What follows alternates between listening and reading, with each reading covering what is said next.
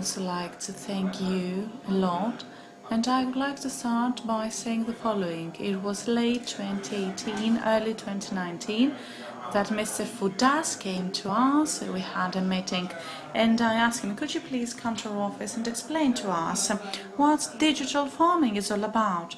So Mr. Fountas came to us, he explained everything wonderfully in layman terms, and we were really excited and enthusiastic about it. It was as if we were his students, we were all listening to him. He was putting it very simply and I was like, okay, let's do it, let's start. Let's embark on this journey. We are a company that is well known for its support to the primary sector, so this is how our journey began. My first slide has to do with the challenges that we came across. I will start with that because that's the most difficult thing. We started establishing the program, so we found the right partners, and we start from the following motto. Innovation on its own is not enough. There are too many startups. But then what happens? We need to do something with that. I'm afraid that in Greece the market is extremely small. All those technologies require a bigger market or even a medium-sized market.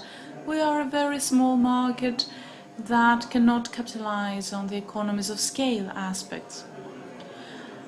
That, in combination with the high fragmentation in Greece, is very problematic. Okay, Mr. Fountas presented it very simply, but it's not as simple as one might think.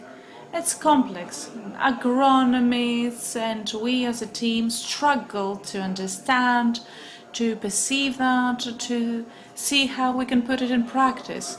Those things are very expensive, because there was the question of whether those services should be provided or being paid for, or a combination of the two. We as a company have invested a lot in the promotion and understanding of all those things, and we try to find ways to make those things simple and easy to understand in Greece. And then, okay, go out there, you might reach the producers, the network, you start the fight. I don't know anything about it, I don't understand it, I cannot use it, I don't have access to it, I don't have time, I don't have the right network. The digital divide is always present there. We can see that. And some people might have a computer, some others might not. Okay, the father are digitally illiterate, they don't know how to use a cell phone. Those things are real. And I will show you what we did. Those are the things that we keep listening about, and it is up to us to provide a solution.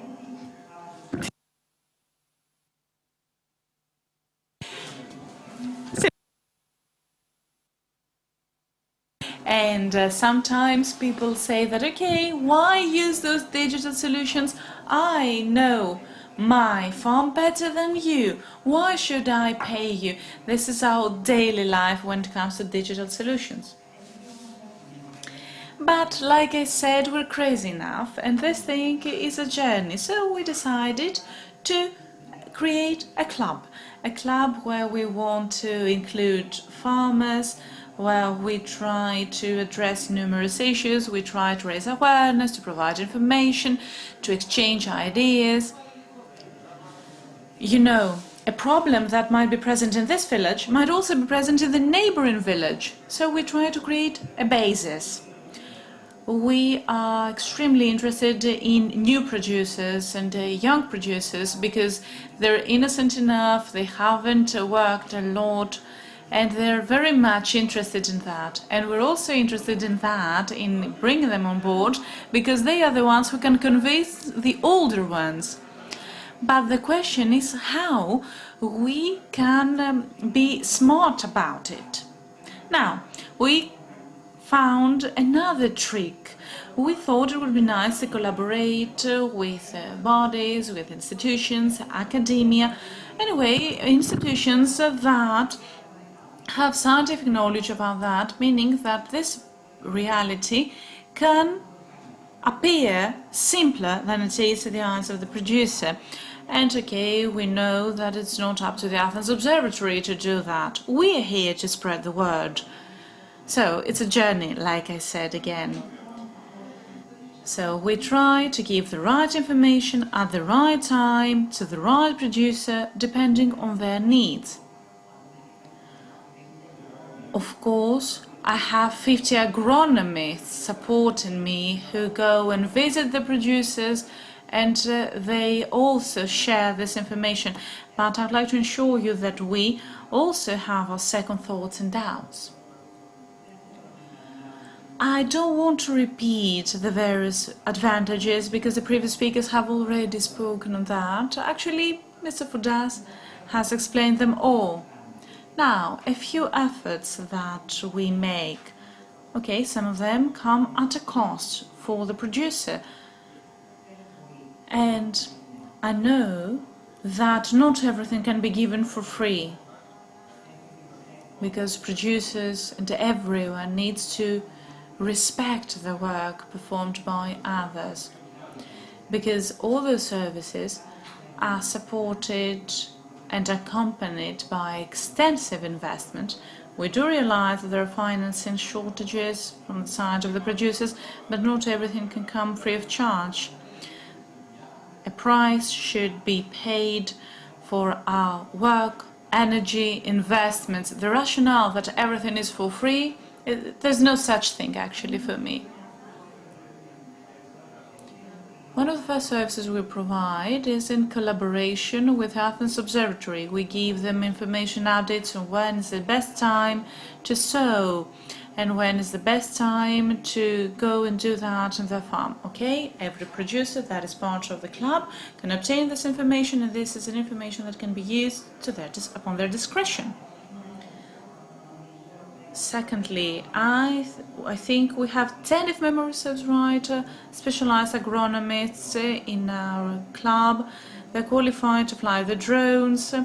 We have them on our tracks, and a producer might give us a call, say if there's something wrong at this part of the land. Please come here and check it out. Okay, so the drone flies, we can see that this plant has dried out. We will intervene at this point and we will give an advice. In case of big, large-scale farming, it's necessary.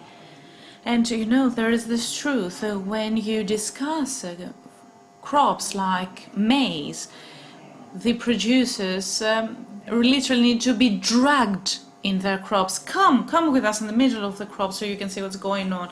But here, it's easy for them to tell them the problem is located there. Go there, see what's happening, and you'll know what it means losing a part of your parcel because irrigation has a problem, or because there are weeds, or anything else. And this is a service that has been very well received by the producers. Now, prefer fertilizers. Over the past 2 years, we have been testing all the things I am currently sharing with you, because we want to ensure that the solutions are valid, that we can deliver what we promise. Okay, you all know what happens with fertilizers. You are more competent than myself. Go into a producer, give them a specific service for their farm, for what they should use per zone, how to apply it.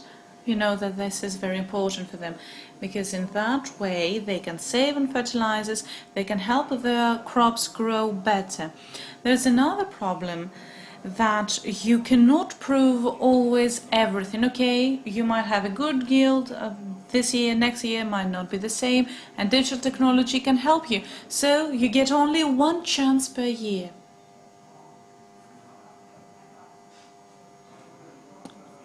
Okay, I will go through that very quickly because Mr. Fountas mentioned that, what we do in collaboration with the university.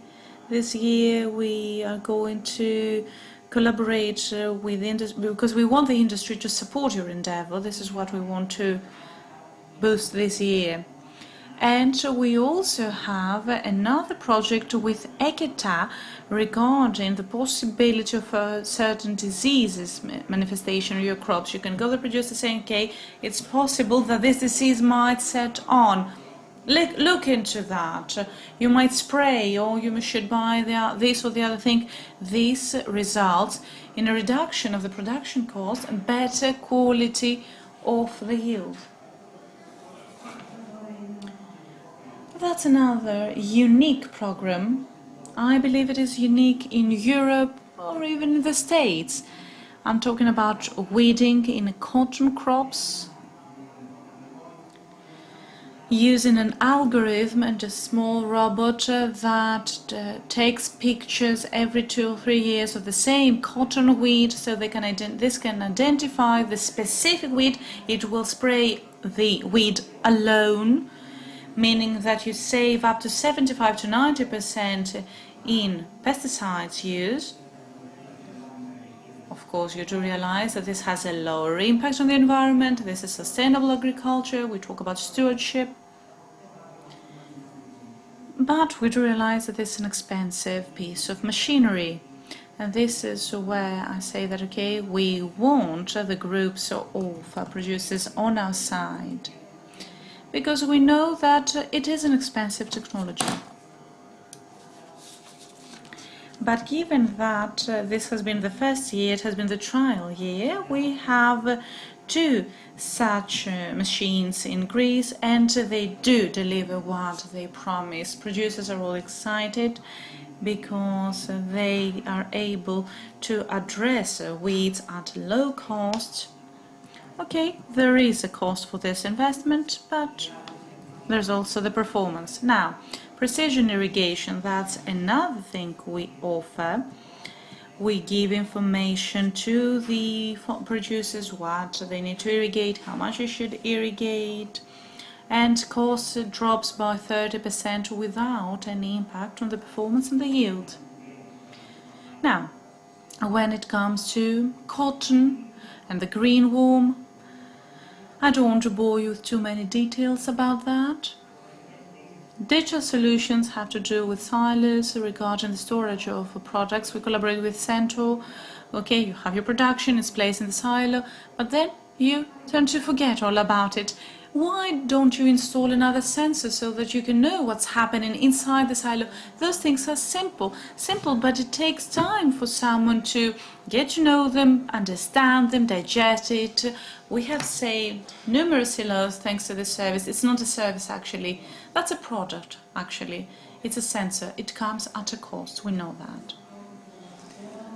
And our last is the digitization of forest cultures. Some of the previous speakers said that we want to know what happens on a tree-by-tree basis. What we offer, this is what we offer to our producers. They know what happens over time. 4 times a year, 5 times a year, as often as they need it. We have a drone flying all over the trees. Every tree is linked to a unique identifier. It is a medical record of the tree, so we can monitor what happens on a tree-by-tree basis. We can track the changes, and at some point, given that you measure the size of the tree, at some point you can tell the producer, okay, you know, you shouldn't spray the same dose on all your trees. You need this amount for this tree, the other tree this amount. You don't need to spend money. So it's something that you build on that. And at the same time, you know how well every tree performs. You know which are those that have been ruined by ice, you know which are the trees that need more water, you can monitor the carbon footprint. All those things are important. That's a journey, like I said before. You keep adding pieces, that's all. I believe that I'm the only speaker so far that has respected their time. Thank you.